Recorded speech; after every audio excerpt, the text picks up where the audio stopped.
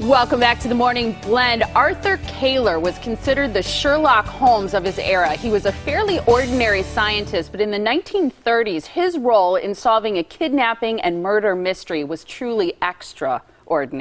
The victim was a 20-month-old child, the son of Charles Lindbergh, who was the most famous and beloved person in the world at that time. And for years, that crime and the investigation that followed made headlines all over the world. And now you can read about it in a gripping new book. Award-winning journalist and author Adam Schrager wrote The 16th Rail, a true crime story about a famous family. Good morning, Adam. Good morning. Thanks and for Adam's having me. a good friend of mine. So excited you live back in Wisconsin again. We're happy to be closer to home. Yeah, it's awesome. Happy to be back in the Midwest. And this is not your first book, No. Because you've written books about different kinds of subjects, but I think you're really intrigued by ordinary people who are kind of put in or somehow do extraordinary things. It's a fascinating thing. I mean, when you think about all of us, you know, we go about our everyday lives and we have jobs that we do, and yet then you find somebody who in the course of doing their day-to-day work finds themselves in literally the most watched incident of the entire 20th century, as Arthur Koehler found himself in the middle of the Charles Lindbergh case.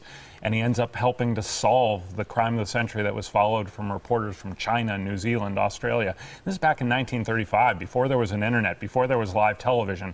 Literally the entire world was watching, and this guy had his 15 minutes of fame, and he's from Madison. Yeah. And this was one of the stories and the crimes that really kind of brought forensic science to the forefront. Without question. I mean, most people, there's a scene in the courtroom where he's challenged because no one says, the defense lawyer says, well, what is wood science? I mean, you know, is he just a carpenter who, you know, has knocked a couple of boards together or looked at a lot of trees? And yet this was an individual. I mean, I think at our generation, we talk about tree science and tree rings. I mean, I think we've all taken classes that you understand one ring around a tree intimates a year. Back then, that was still years from becoming common knowledge. It was years before the first laboratory on that technology had been opened in this country. And so literally this foisted science and forensic science and wood science in particular on par with fingerprints and ballistics and the like. I want you to set up the story a little bit for us, because we have a wanted poster, an image that you shared with us. Because first of all, it's just unbelievable that the Lindberghs, I mean, this famous aviator, have this young son, this child who's 20 months old, and is basically in his nursery or in his crib, and somebody kidnaps him, puts a ladder up against a window, goes in, because I know there was mud on the floor even and stuff like that.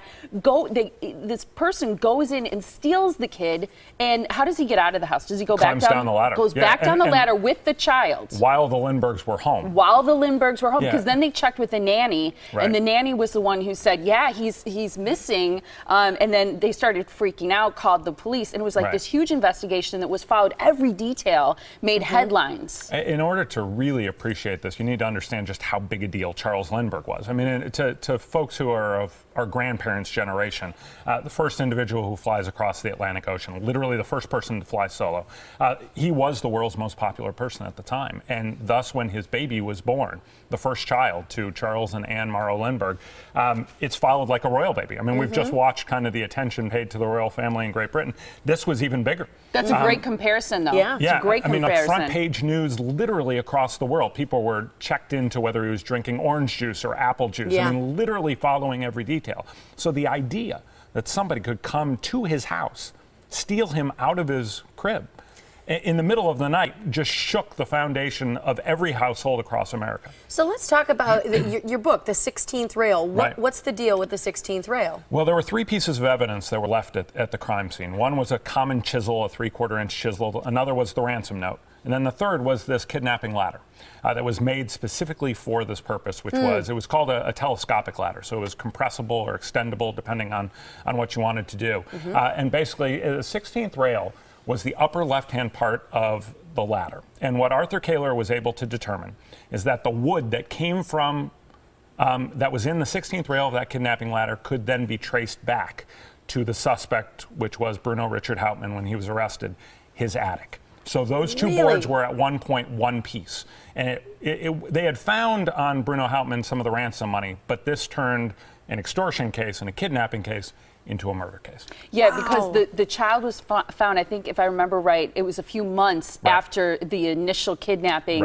He was found dead, but they felt like he'd been dead for a while. But yet this guy is still communicating with the family about changing the ransom amount, right? And it's one of the, I mean, for 80 years, people have talked about conspiracies as it relates to this case and followed every single lead. The characters are right out of a Broadway play, it feels like.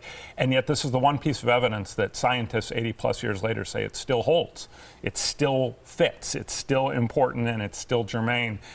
The 16th Rail was part of Bruno Richard Hauptmann's attic. And so this unbelievable. Yeah, I mean, and literally, I mean, this guy, you know, everybody wrote about how he was a balding individual from the woods of Wisconsin. Back then, Madison apparently were the woods of Wisconsin. He